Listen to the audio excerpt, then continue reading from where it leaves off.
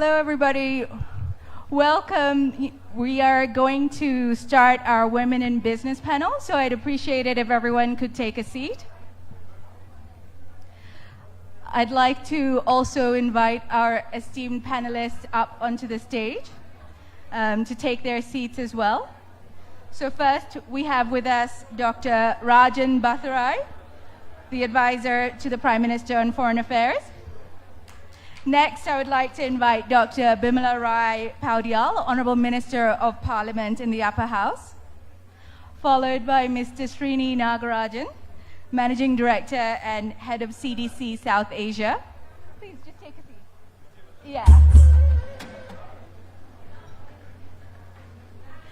Next, I'd like to invite Mr. Siddhanta Pandey, Chairman and CEO of Business Oxygen, an IFC-funded private equity investor here in Nepal, followed by Ms. Melody Liang, Manager of the Asian region for China Power Construction Company. And last but not least, for our panelists, Ms. Anupama Khunjeli, CEO of Mega Bank.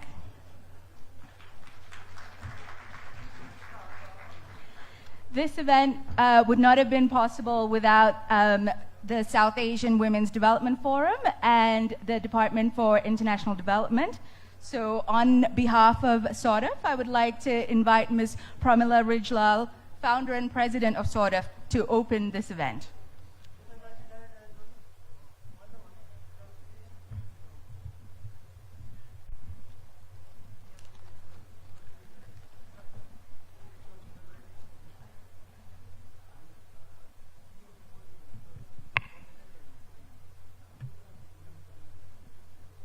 Distinguished keyword. I know. Okay.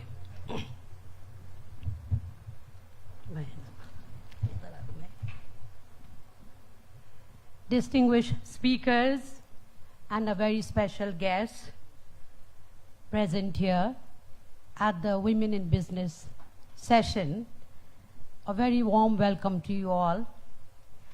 And this session is focused, and it happened in the last hour. I have to share this because the program that we have designed was an 11th hour planning.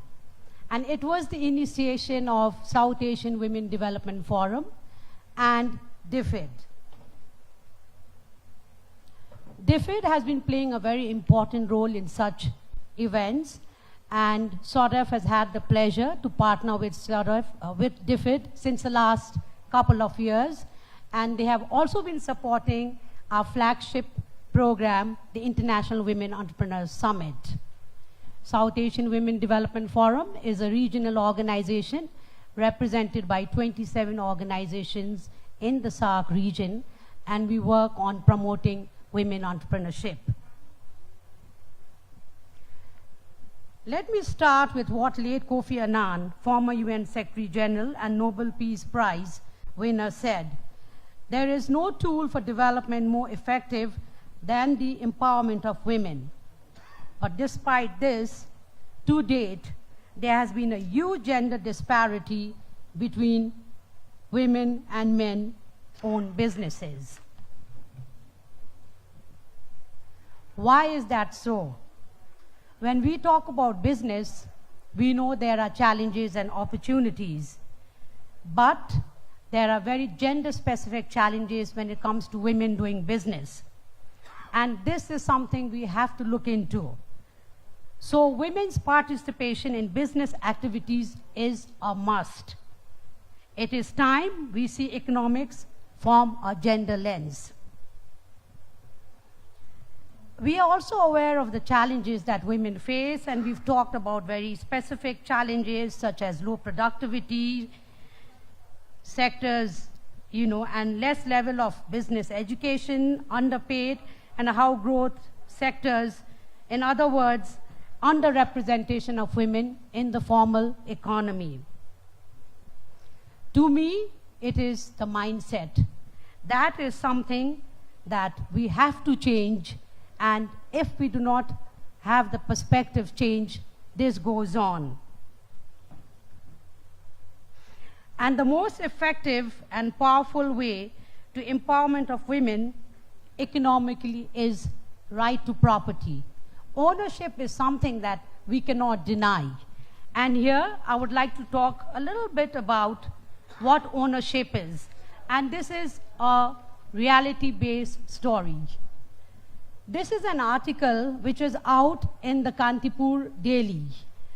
And this is a story of many women. And I'm going to share one story of Goma Devi Tamang from Helambu VDC. Goma Devi got married to become a wife, daughter, and a mother. She realized the family was hers, and so was the house, but had no legal right to property. But Women's Day was a very special day for her, and it was a turning point because she and her husband acquired joint land ownership, a campaign of Nepal government. And I would like to quote her in her own words. What she says is, "The hard work has finally paid off, and the property ownership has given equal rights to both of us." She says her social and legal status has been enhanced. This is a story of not one woman. There are stories which is in all sectors. And the title is very beautiful. It says, "Your and mine equal soil." So the reality is that, be it a woman farmer, basket weaver, business leader, or a CEO in the corporate world, ownership of property, legal right in property, is the passage to economic empowerment. Today we have among us a very distinguished and power-driven panelists representing different sectors. I am confident there will be some key takeaways from their perspective, hearing their perspective. And now I would also like to hand over the floor to Suba Subramaniam, the moderator of this session. Suba Subramaniam is the head of private sector development at Nathan, London, and is the economist for the design of a DFID-funded women's economic empowerment program in Nepal. She has designed and implemented large-scale private sector programs in business linkages, business development services, and in challenge funds across Asia and Africa. She has led public-private partnerships, driven lead firm business engagement, and designed innovative mobile-enabled real-time monitoring and evaluation programs for large businesses and MSMEs. Ms. Suba has a degree in economics from the London School of Economics and a master's degree in public policy from Harvard University. Suba, the floor is yours. Thank you.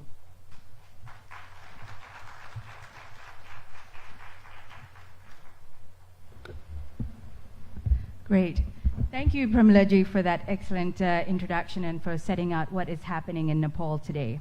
As Pramila mentioned, we are very excited to hold this first ever Women's Economic Empowerment panel at the Nepal Investment Summit. I think that in itself marks a huge step forward to get this very important issue on the agenda. Before we introduce our panelists, let me explain the format of today's event. We have a bit of a short time, so we will be opening the panel directly with questions and discussion for about half an hour, and then we will open it to the floor for 15 minutes of audience question and answer. So start thinking of your questions, and then a wrap up. We also have a high tea after the event at the Garden Cafe, so all of you will be invited to continue the discussion there afterwards. And we will also be live tweeting the discussion. So I urge you to join the conversation online with the hashtags #InvestInNepal and Women in Business. There will also be a report produced on this event, which will showcase the insights of our panelists and take forward the conversation. So let me turn now to our exciting panelists today. 6 of them who are eminent leaders in their field. I'm not sure I can do full justice to their full experience, but their bios are available on the summit website, so you can find out more about them.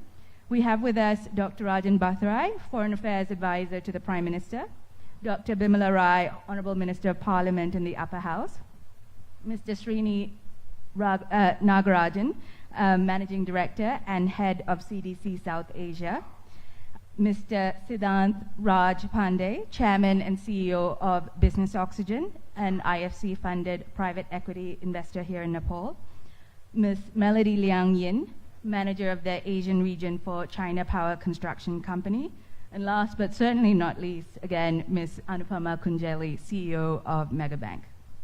So let us begin. I'd like to start by hearing about where we are today in Nepal in terms of the general agenda of women's economic empowerment from our government representatives.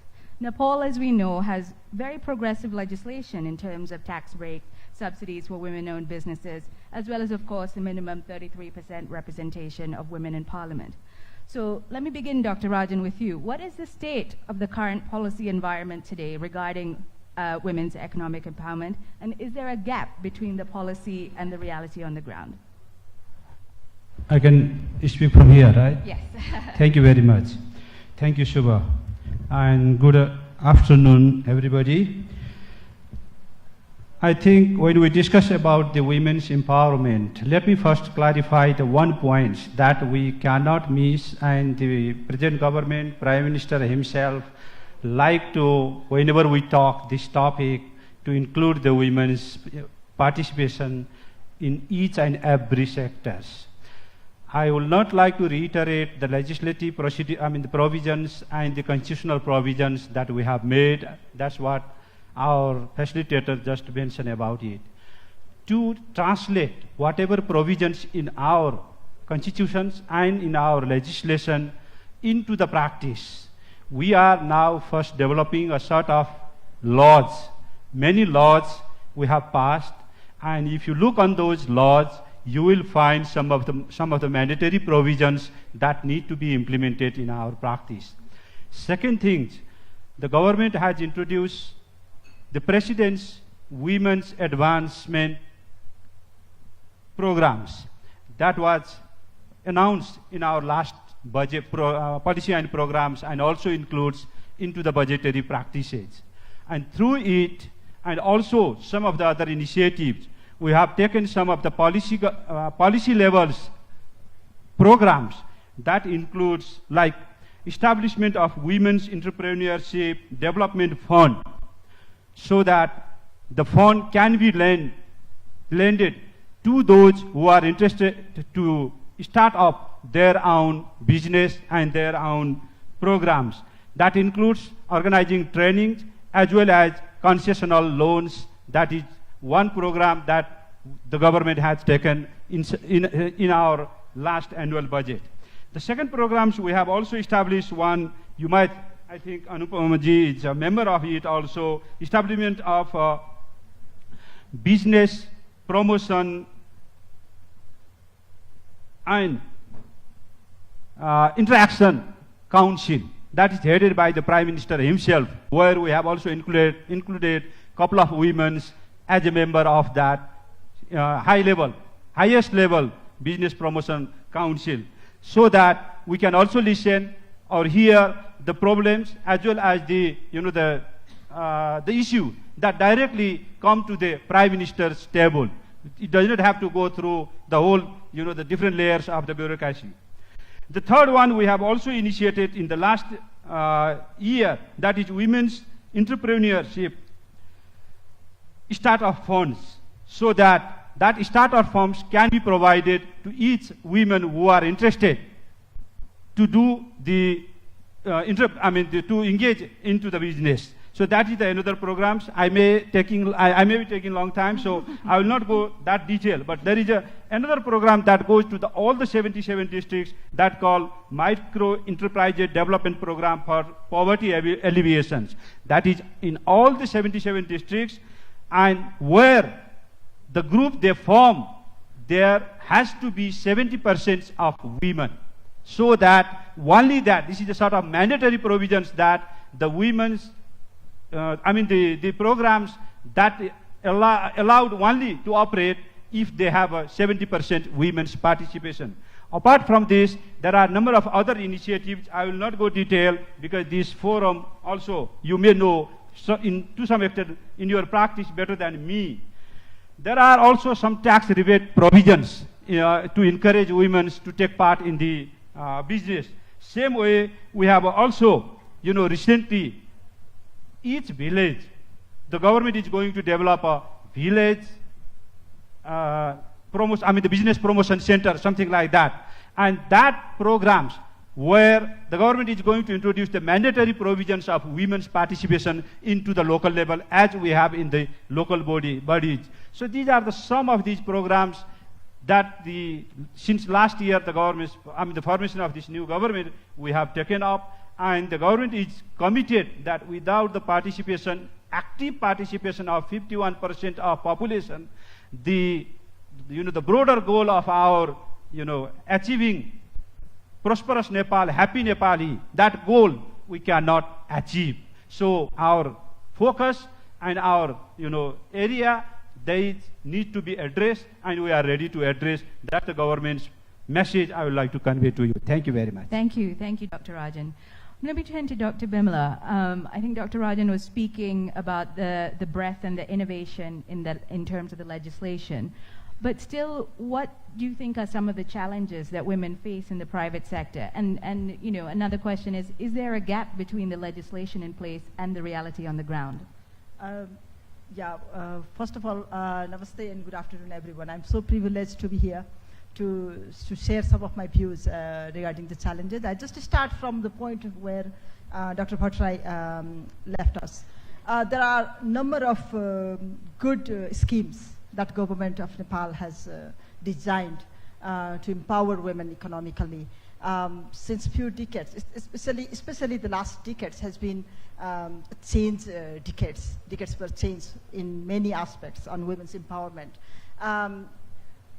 I see a lot of eminent women entrepreneurs here in front of me who know much better than me about the challenges. But what I have seen from the position that I am now is that a lot of good schemes, a lot of good policies, either they do not reach to the potential women who are interested in entrepreneurship, and when they reach to the few with information, it's very hard to access to those schemes. There are a lot of challenges, I see a lot of big challenges is administrative hurdles to access to those schemes and those provisions.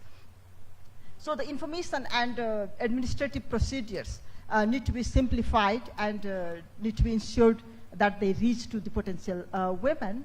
On the other hand, I also see patriarchal structure that affects other sectors also affect to women entrepreneurship in Nepal. Basically, be it in the access to capital, control over decision making, though Constitution has now allowed us to access to property age equal to men, very, very few women who have access to that at the moment.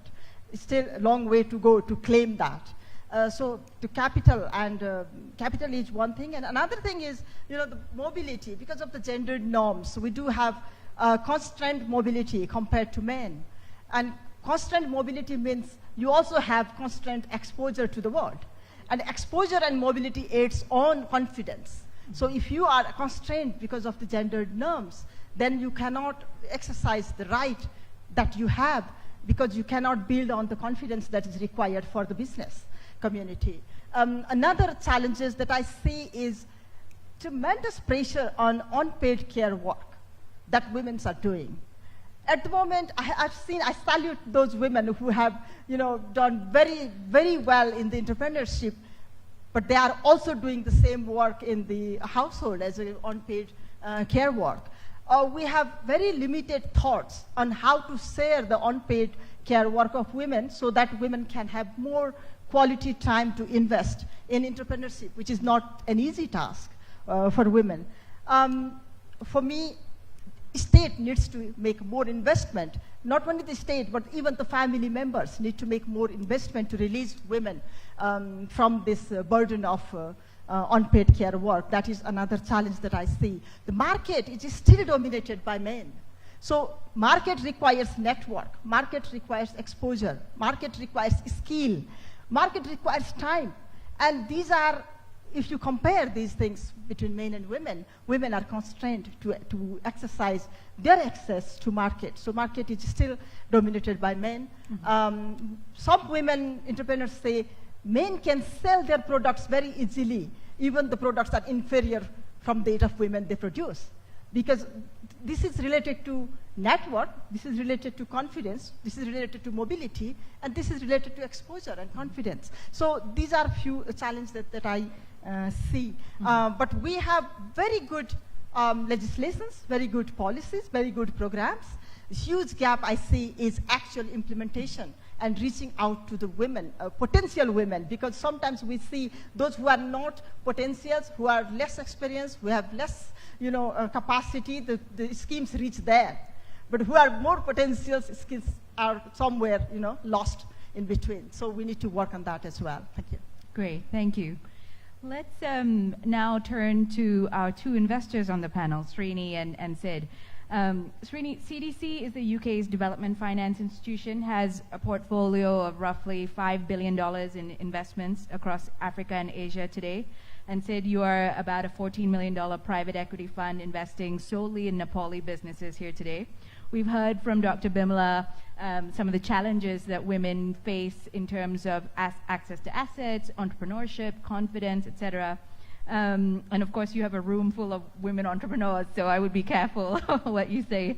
But Srini, to start with you, what is CDC hearing from the businesses that you invest in, your pipeline, regarding their gender progressive practices? So not necessarily just to invest in women-owned businesses, but even men-owned businesses can do more to make workplaces women-friendly, to provide support for training, and to address some of the challenges that Dr. Bimala mentioned.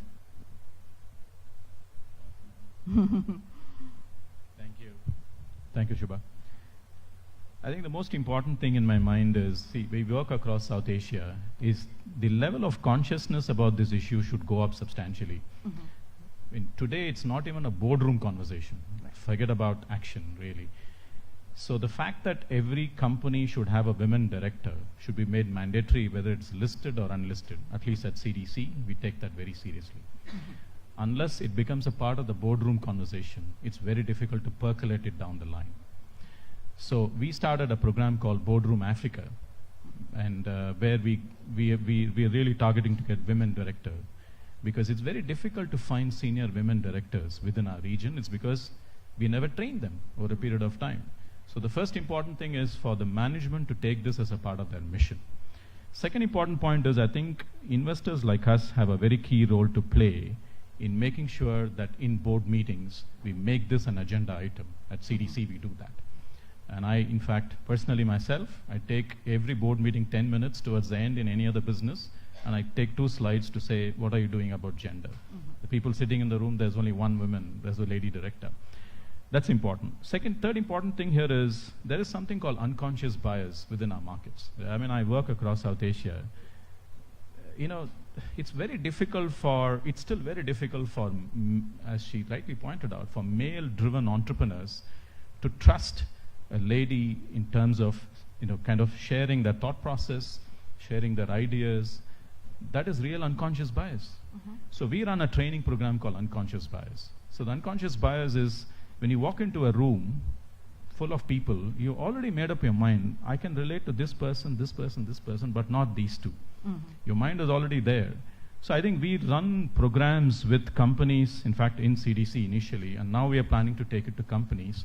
How do we take out the element of unconscious bias and keep a slightly open mind towards this? Because I think, honestly, in South Asia, including Nepal, there's a lot of grassroots work to be done.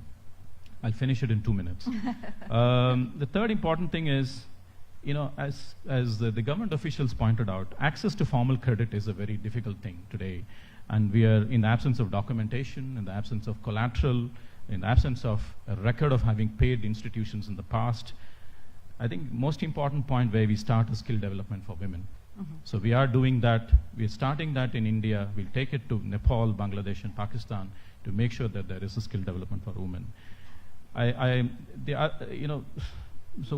Unless we are able to give a safeguard policy, particularly on childcare and conditions of service, we are facing that in Bangladesh government sector today.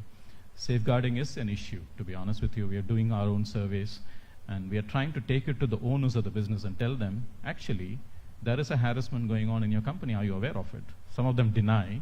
Some of them say, yeah, I'm aware of it, really. But it's very difficult for promoters to step up and take that action. It stops with our telling them, but we say we'll stop funding you if you don't take action, really. It's very, very critical. The last point I just want to mention about is, look, we need to approach gender inequality with hard data. Today I find that gender inequality are based on anecdotal evidence or cursory surveys. This is my perception, hence I'm taking this step. Like you take business decisions, you have to have hard data, otherwise you won't take this seriously at all. So that's our perception internally. We're doing a lot of work in terms of 2X challenges and in terms of Boardroom Africa. There's a gender finance collaboration with 15 other DFIs which we are chairing, etc. If you ask me, we are still in an infancy, but we are trying very hard. The first thing is to practice ourselves. So we have a lot of women directors within CDC, and we are trying to increase it further. Great, thank you.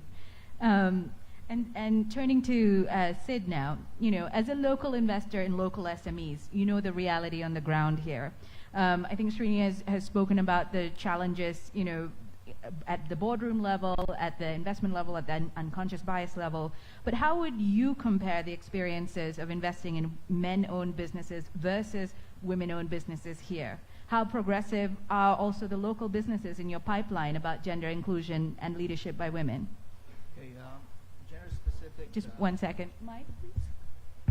Okay, gender-specific constraints are across the board, whether it's for men or for women. But then through my experience, what I find is that there are constraints between the rural sector with micro, small enterprises and with urban, semi-urban sector with SMEs. Okay, I think my own experience is that the rural sector with micro, small enterprises, the women are far ahead because there are group support levels, there are group guarantees. The women are not alone. See, when we look at the urban sector, the woman entrepreneur is all by herself. There are no support systems. Access to finance is even much difficult here in the urban sector than it is in the rural parts of Nepal. And in our experience, after going through thousands of companies in the pipeline, realized that, very few really do make it to financial closure. And the ones who do make it to financial closure have someone from the family who's a male, even though he is not a part of that original process of starting the company, that male presence is there. I mean, it's either the confidence level of the woman in question, or the financing has come from bootstrapping until we enter the business. So now, I must emphasize that it's just been 3 or 4 years that a new asset class has been brought to Nepal through Business Oxygen Private Limited, which DFID is very much an investor with IFC and a Strategic Climate Fund. And what we do is we realize that capital is not just the only constraint. It is the technical capacity that brings, which is brought in with the capital into the business to increase the capacity of not only the entrepreneur but also the business. So we work in a very hand-holding capacity, and this has really helped. But this has to be multiplied several thousand times to make a big difference. So we are trying to do that, but getting women entrepreneurs with the sort of business plan that fits our investment profile is very far and few in between. So now, to answer your second question, to give you some figures, out of the portfolios that we've invested in, 23% of direct employment that benefits the companies are women. That is a 250% increase in the company's women employment since our investment got in. And in the value chain, especially in the supply chain, there is a 4-time increase. So, it's not about the companies which are averse to employing women. It's just that they have to be made aware why they can make a huge difference by getting women employment. Yeah, great. I mean, I think both of you brought up some interesting points also about, the data and the proof about the differences in investing in both businesses, in both women versus men-owned businesses, which I'll come back to. But now I want to turn to the actual businesses here. You've heard the government, you've heard investors speak about, what they face as businesses. Let me start with Anupama, who's the CEO of Mega Bank here, and then with Melody, who's working with Nepali businesses in partnership here in hydropower. So Anupama, tell us the reality on the ground. I mean, as the CEO of a leading bank here, and based on what you've heard, what do you think is still needed to create progress for women entrepreneurs? Thank you, Suba. Actually, I want to say, women in business is definitely going to take the country for prosperity. Unless we have women business being developed, being supported, whatever prosperity we are talking about is going to be half only. So, as a banker, we support women in business. But the entire picture in Nepal reflects that, we have 922 firms registered in Nepal, but only 14% of the business is owned by women. Time has come for us women to take the lead, understand that we have to push ourselves. We have to think big. Those already in the business, successful people, they have to make sure that they grow, and new freshers will have to look up to the successful people. Their stories need to be reiterated, and they should be coming up, they should be forthcoming. They say that, while doing business also, or any running a company, men ask 4 times more than women to fulfill their needs. So we have to realize that we have to come forth. We have to make sure that we start asking. If we look into the international data also, only 9% of the women CEOs are there. We are a developing nation. Definitely. Women are not there in the boardroom where decisions take place. I don't talk about small businesses only. Look into the big corporates that are here in Nepal. Very few better halves, women, are there in the boardroom. We have to start this culture. Unless we start it now, we'll never reach anywhere. The gender gap that we're talking about in the world, it's close to 32%, and they say that it'll take another 108 years to fulfill this gap. Imagine where we are in Nepal. As very well reflected, 2006 Nepal was rated 111th country in the gender gap analysis. In 2018, we are rated 105. That means policies are there, regulations are there. Government has come out with lots of subsidies for women. Equivalently, our central bank has also come out with the subsidized products, interest rate subsidies. Now we have to take that to the women that are needy. I've come in a meeting, I've been in seminars where women organizations have brought in many women entrepreneurs from all the districts of Nepal. We talk about the products, we talk about everything, but at the end, how many of those women come into banking? That is the question. We have to take note of the numbers. We have to assure wherever we are, we keep on making sure that women entrepreneurs have the financial access. For Mega Bank and for the banking sector, we have gone to rural areas now.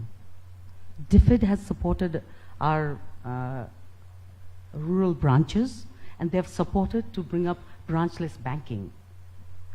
The banks have reached the rural areas and the unbanked populace. Now the time is to spread literacy. Financial literacy is very important, and we have not done much there. So I think time has come for all of us to open our eyes and say that we have to together think big. We can start small, but we have to think big. And united, we are unstoppable. We united, we ladies, we women are not beatable. Time has come to prove that. Thank you. Thank you. Yeah, I mean, I think as you brought up, certainly, you know, it's not just an issue in Nepal, it's a global issue, whether it's the US, the UK, anywhere in South Asia. I mean, women lag behind on so many indicators. So let me now turn to Melody, who comes from China and is working in partnership with Nepali businesses here. Melody, what is your experience as a Chinese investor? And also, what is happening in China regarding the progress of women in business?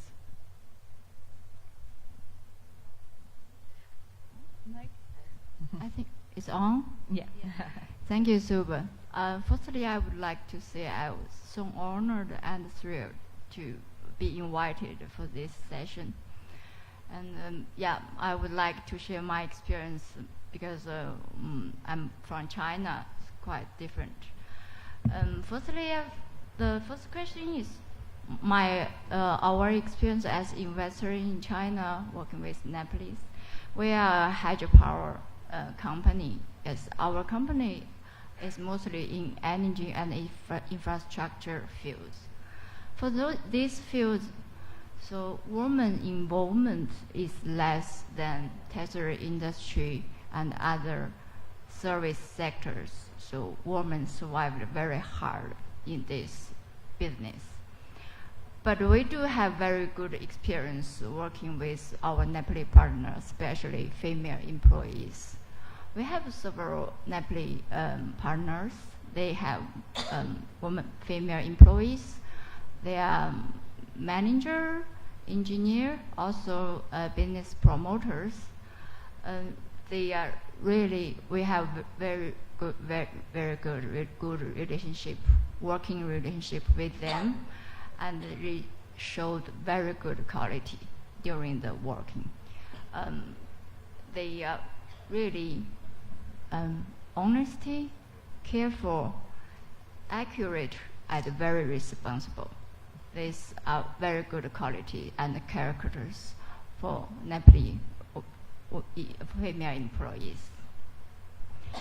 And most important thing is all these female employees are very competent for their work.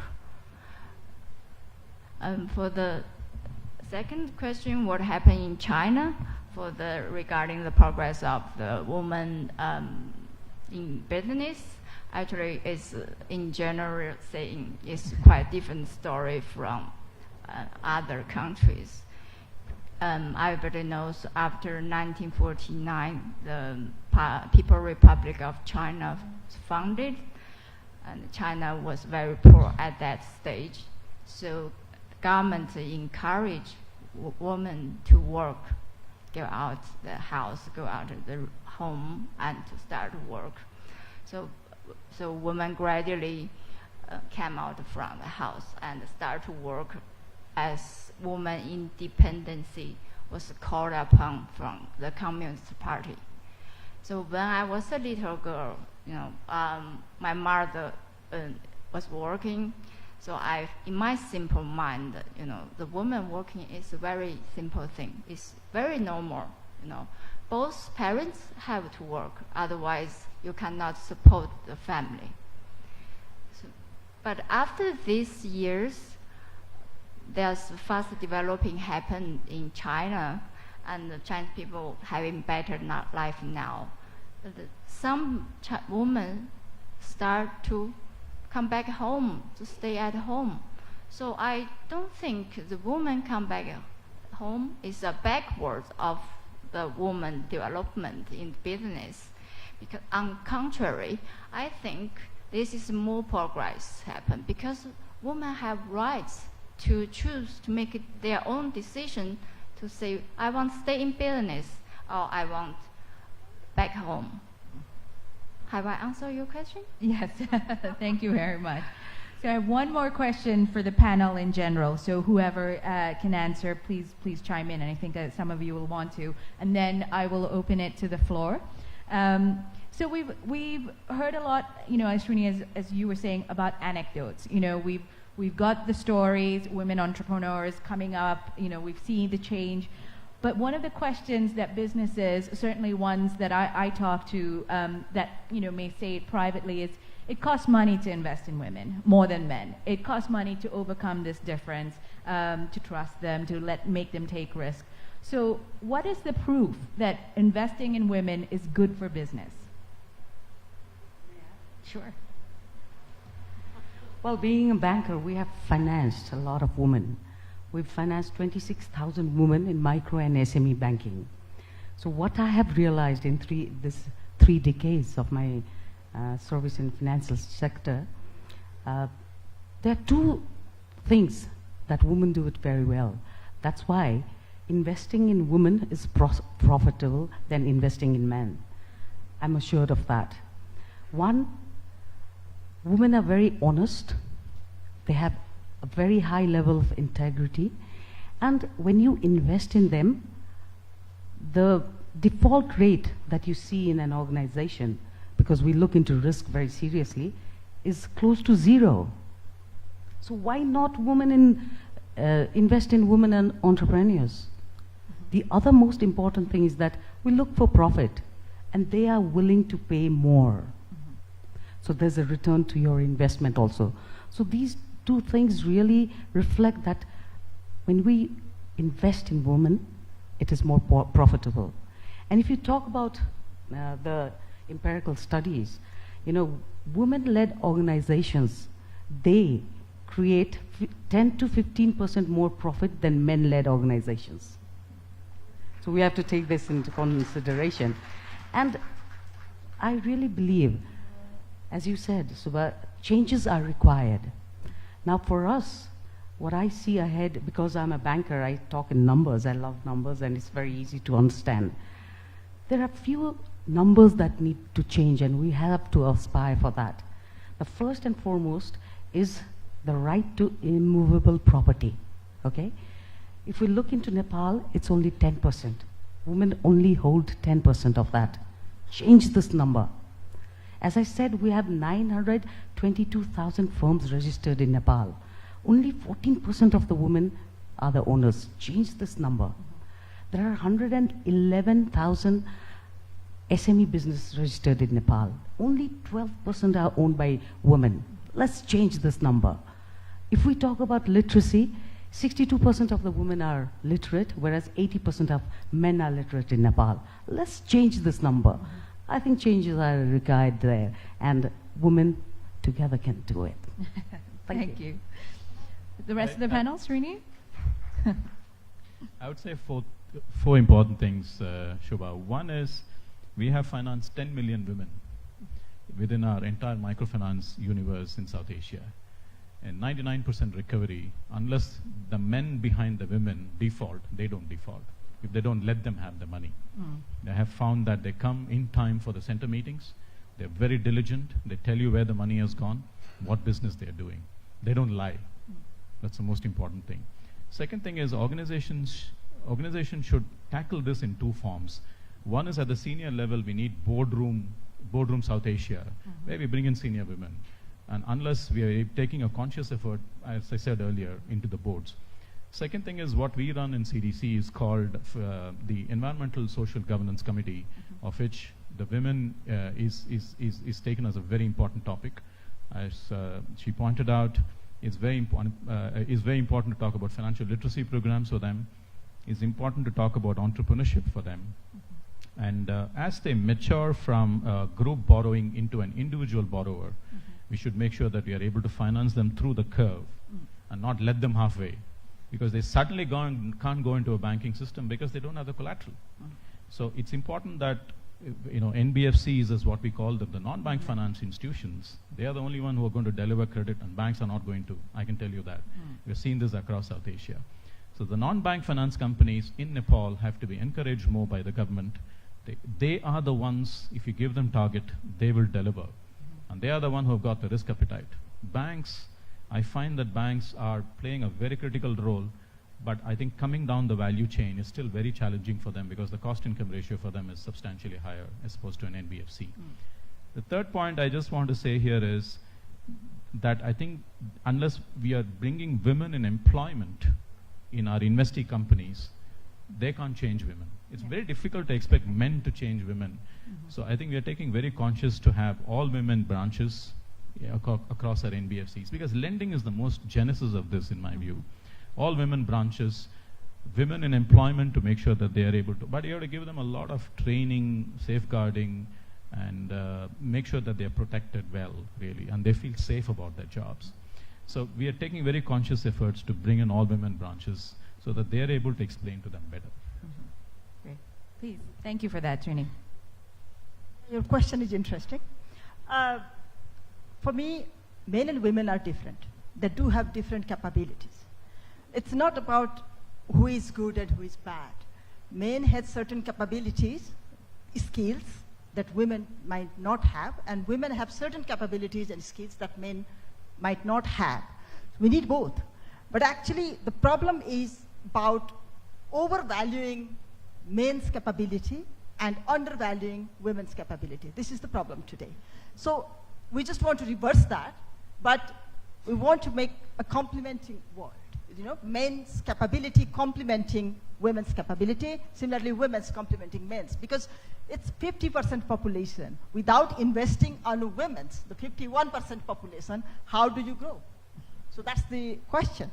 For me, you know, the challenge is, first is our perception on competence. If we see women in one position, we ask ourselves, can I do this job? And society also starts asking, can she do that job? And if in the same position man comes in, no one questions whether he can do that job. So we need to change that mindset. Sure. So another important thing that I see, and I will do, because I believe in this, is that we were taught in school, we were given an education in such a way that after getting certificate, we seek for job. We don't create employment, but we seek for job. Usually men are, you know, told from the beginning that, look, you need to earn. You need to, you know, take care of your family. And for women, if we are sent in school, if we have higher education, we get CV and we look for job. We don't create job. So I think we need to change this now, for women especially, for girls. We need to, you know, teach them entrepreneurship from the school age. And for me, I don't, you know, ask my daughter to get a better job. I ask my daughter to create job and how to do that. This is more important for women at the moment. So it's about changing perception and changing the mindset. Thank you. Yeah. Any other comments? Just to add to my fellow panelists, we are a sector-agnostic, gender-neutral fund. But our mandate is to see that there is inclusivity. There has to be a certain amount of women in the various investments that we make. But having said that, you know, the social cost of default is greater in the minds of women. They do not, arguably, they do not default intentionally. And from our experience, the balance sheets that come to us for a review, it's quite clear that, you know, they have done their best. They haven't tried to hide their balance sheets. But one of the biggest problems here for me, which I have intimated to many of you who are in the audience, we've sort of interacted on this in various other forums, that there aren't that many in the pipeline that come to our attention. See, we'd love to increase our portfolio of women investees, but there's just very few, and we'd like to see that happen. But another thing is, yes, equity is always more expensive than going to a bank to get a loan. But loans are very difficult to be had. Equity, we do not take collateral, we do not take security. So this is a new sort of idea that we need to make aware among our women investees, that there is an asset class that is available that can help you scale up. So let's see how that goes in the future. Great. Thank you. Thank you, everybody. So now let me open it to the floor for some questions. I think there will be a mic going around. We have one question at the back, a gentleman Suba? there. Maybe what we can do... Suba? Yep. I think Dr. Rajan Bhattarai wants to say something. Sorry, I didn't see that. Sorry. Can I just add one more thing? I think the documents or legislation, the provision in our laws, our constitutions, and the translating into the practice. I think the gap that we have been facing, not only maybe in the women's part, but in a whole, in our process, in our system, but that we all need to make joint efforts. Otherwise, if we look into the governments or the formal institutions to do the business, and if we keep idle, I don't think that is going to happen. Even we have a very good provisions. So there are some provisions in mandatory, but some provisions which we have, say, make some of the provisions for women's friendly or subsidies or tax rebates and all these things. First, let them know that what are these facilities that is specific for the women. The second thing is also educate. I think the education is very important. And I see in this room, many of you are the mothers. And how often we discuss this sort of things with our daughter at our home, during our dining table, maybe during our breakfast, whenever we join together, how many times, how long we spend this sort of things. That, I think, starts from the very beginning. Because when we talk about the cultural things and traditional things, we have been, grown up in a way that you are a man, you are a boy, you're supposed to do it this way. You are a girl, you're supposed to do it this way. This sort of very, stereotype of definition about the gender in our house, in our mindset, unless we change that, I think even we make a very good, documents, or even we prosper economically, but cultural things that does not overcome. We can see some of the countries, even in some of the very advanced Asian countries, the gender gap, despite their economic boom, despite their economic development, we still can see the gap and that discrimination. So for that, the cultural thing and the very beginning of our house, I think home, that we have to start. That's what I would like to add on that. Definitely. No, that's a very important point. And I think we're all aware of that, having lived through that ourselves. So I think there are a few questions. What we'll do is collect 2 or 3 questions and then pose them to the panel. And then depending on time, we'll see where we go. So I think, wow, the mic, right, over there.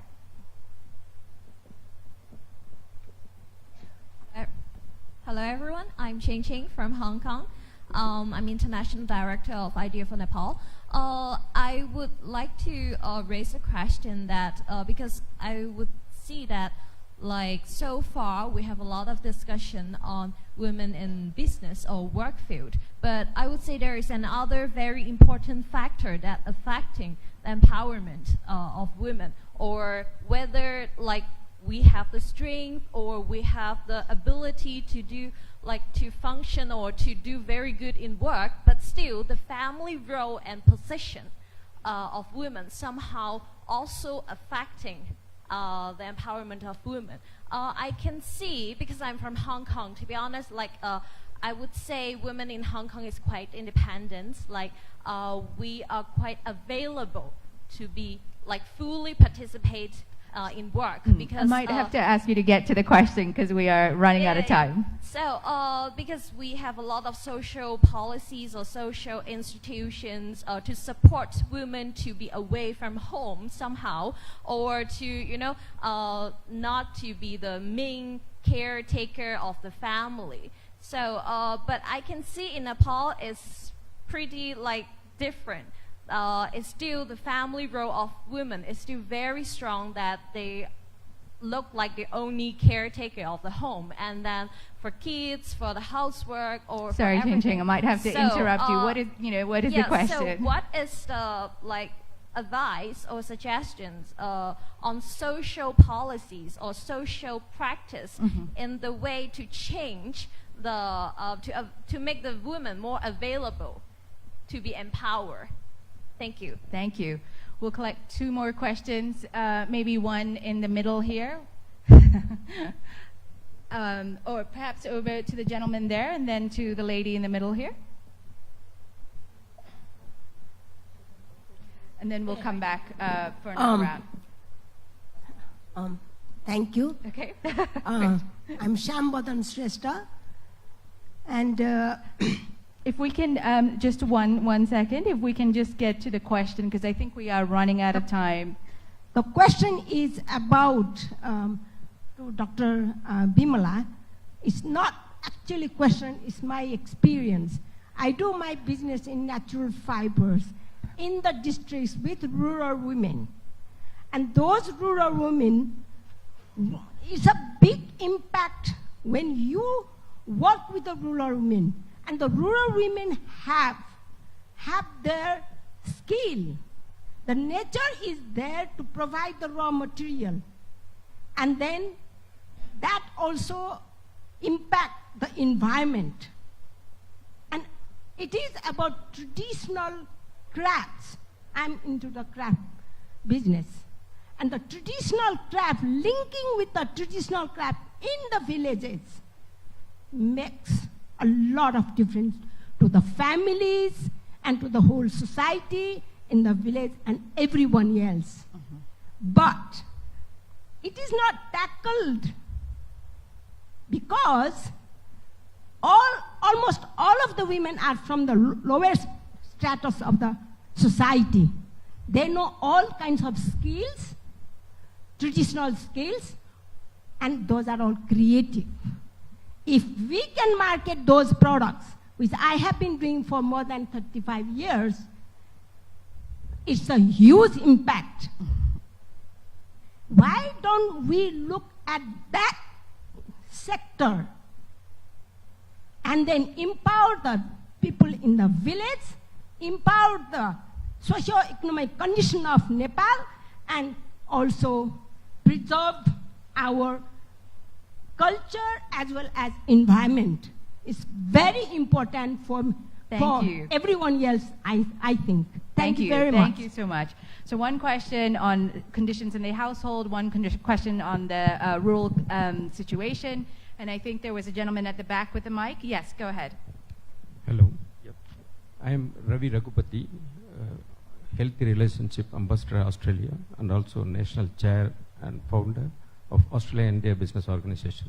My question to Federal MP, and I would like to raise the question in upcoming Parliament session, one voice, that advisors sitting here and everyone, that I would like to kind notice that our Victorian Premier in the world introduced the first time 50% women ministers in the Parliament. So I would like to request everyone and to create a one voice to get literacy, and Mr. Srini has noticed so many things, and what the voice the MP can raise and your influence for the women all sitting here so that they can become a minister in the Nepal government. Thank you. Thank you. So let's just hear, sorry.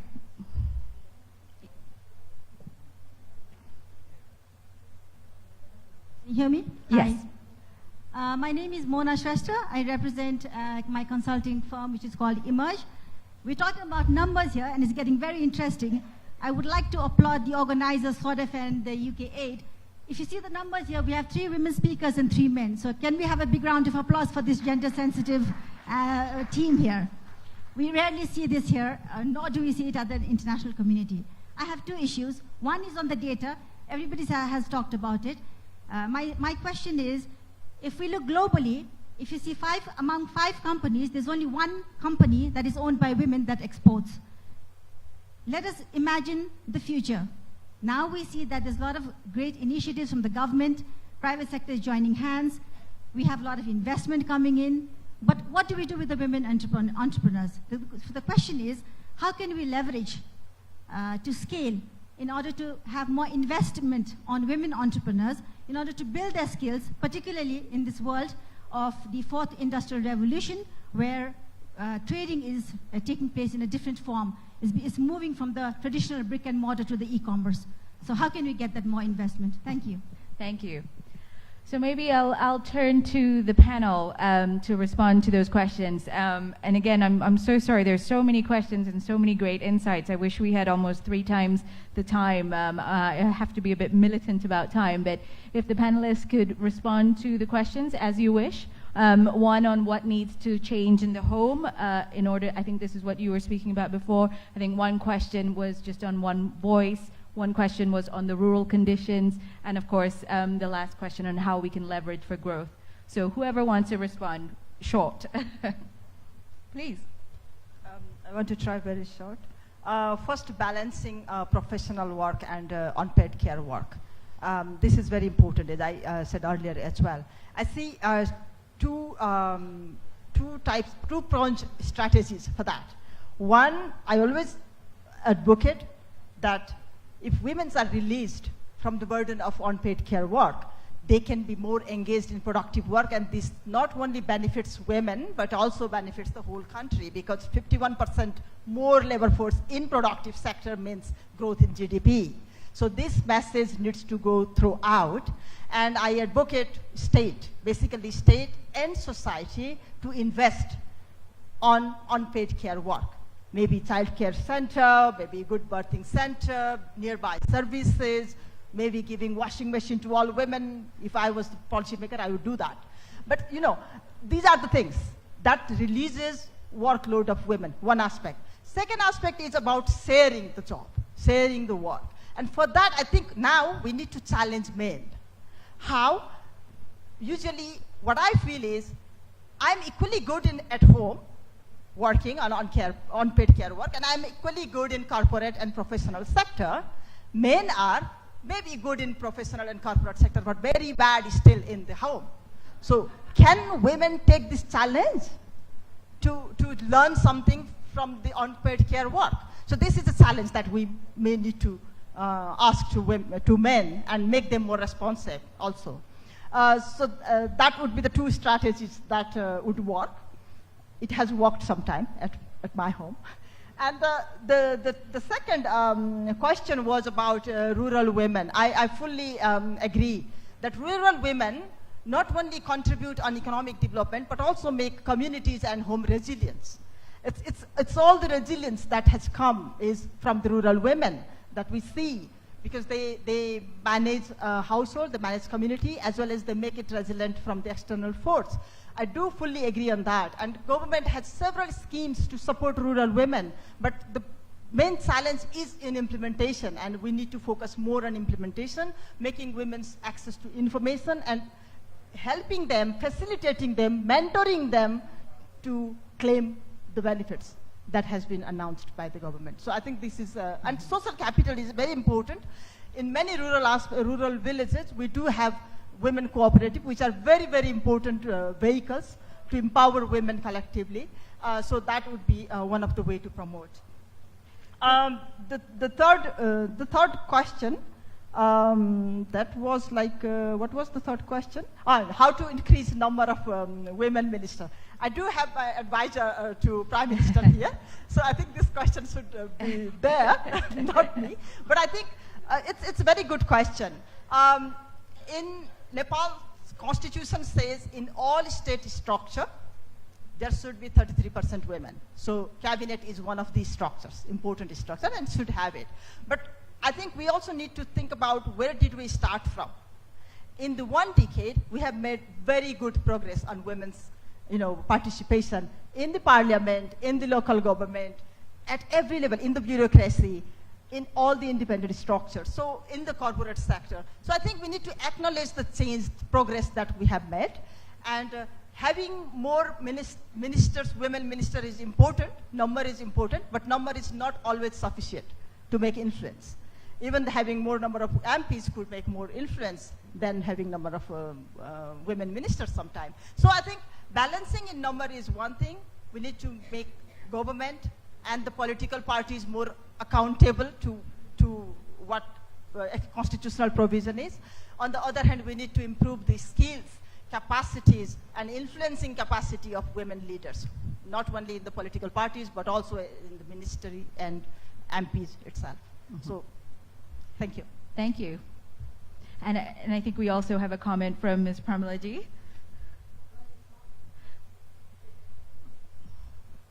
Mike? Okay.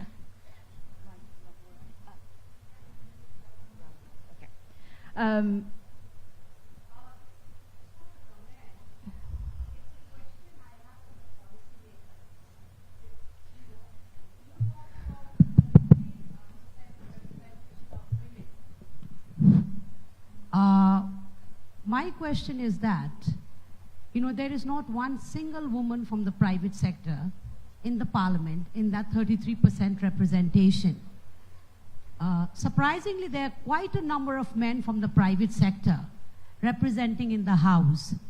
So why is it that, we talk about business, we talk about, active participation of women, but if we are really to have the voice of women, when it comes to entrepreneurship, that is missing. So I think that is something we have to look into, and we have to have the representation of women from the private sector in policy making levels. That's the parliament, in the legislative body. Thank you. So I've just been told by the organizers that we're really running out of time, and I'm afraid we will have to wrap up here. But as I mentioned, there's a high tea afterwards just around the corner in Garden Tea, so I encourage all of you all to pounce upon these panelists and ask them all your amazing questions. So just as we wrap up, maybe we can hear a very brief from all of the panelists on your final thoughts, and then I will just sort of wrap up and hand over to Pramila ji to close the event. Go ahead. Thank you, Suba. What I would like to say is that a pertinent question was raised. Why women can't be freed from their household job and then go become an entrepreneur or do their job, do whatever they want? I really believe that in Nepal, as I talked about education and literacy, we in the urban sector also and in the rural areas also, we women will have to realize that we should not be saving money for our daughter's wedding anymore. We should be able to invest in our daughter's education rather. Give them the platform. We have to assure of that. And once our daughters are educated, they will create wonders in the world. The other thing I would like to say is that we, Mega Bank, we have 43% women participation in senior management level, and 43%, close to 43% in women hiring, if you see the numbers. So I really believe that there are women coming up. There are lots of men who have left the country, but women are here studying and aspiring for future in Nepal. We'll have to take care of that. We'll have to support them. And one woman, she raised that, we're talking about numbers, and if she wants to expand her business, what is the possibilities? We really have to assure that when we are trying to grow big, we have to bring in fresh blood into our organization. We are going digitization, big on digitization. We have to add in fresh blood to our companies and aspire to grow big. There are investments available, but you have to be confident that you have to be able to present the financials well. Thank you. And for that, you need to work a little bit more. Our hands is out there. Put up your hands, we're there. We'll work together. Great, thank you. Final brief comment. I don't have specific comments. I see a lot of wonderful women who have made their own space. Wish you good luck all the time. And as a member of parliament, what I see important is how inclusive our policy making process is. Having an MP, having a women MP is important from the sector, but it's also important that when the policies are drafted, whether the stakeholders are consulted, whether their concerns have been incorporated right from the beginning when the policy drafting takes place. So this is where we need to be cautious, and we need to be proactive, because no one is coming with information, with skills, and with equipments to help us. It's us who need to be more proactive. And as an MP, I'm always ready to listen to you and do my job, want to be accountable to you all, and let's keep the spirit on. Thank you. Thank you. Thank you very much. I will just respond to 2 questions, specific questions, in regards to why we have a less women's ministers compared to the parliamentarians and many other bureaucratic structures. I think, yes, we have to accept the number is less than compared to many other areas. But what I think, we are in a stage, very primary stage. We have achieved those things now, and we are working towards better improvement of the women's participation, even the most senior level. And I think this will have to be done, though it's not a mandatory, but in coming days, you will see this improvement into the cabinet of the government, and that is what the Prime Minister himself thinks about it. So I can say about it up to now, this issue. The second thing is about the private sectors. Yes, I think the private sector, especially the women's representation inside the parliament, is no more there. And again, we have a 33% women. Despite that, the entrepreneurs' representation seems not there. So I think it's also the sort of, doing lobby or inside the political parties, that if you do not provide this entrepreneurship, representation inside the parliament, that means you are not representing our views, and you are not, allowing us to hear or say our views inside the parliament and policy levels. I think through that also, we need to do that, maybe coming elections. The third thing, what I would say is that I agree with our CEO, Mega Bank CEO, that education. That's the only thing that if we focus, if we want to improve the women's leadership in all areas, that's the only way we can do it, and let's start it. Thank you very much. Thank you. I'll keep it very short. I think there are 3 things. Number 1 is empowerment. 2 is literacy. And I think we have to, when we conduct town halls and specified sessions in villages, for example, in Bihar and in Orissa, we're doing it in 600 villages.